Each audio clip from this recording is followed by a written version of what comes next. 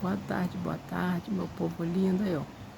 Eu comprei um comedor para meus passarinhos, só que chegou agora. Eu ainda nem sei se meus bichinhos vão gostar, porque ele comia no ninhozinho que eu tinha posto bem ali, mas o ninhozinho estragou, aí eu comprei esse daí para ele. Aí chegou agora. Acredito que ele vai gostar, bonito, tá vendo? Meus bichinhos comer. Aí eles ficam tudo soltos. Quando eles vêm, depois eu vou fazer o segundo vídeo para vocês verem, porque ele ainda não chegou, aí eu não sei. Ainda não viram não, porque quando eu cheguei aqui eles voaram, então eles não viram ainda. Bom, mas depois eu faço o segundo vídeo para vocês, ok?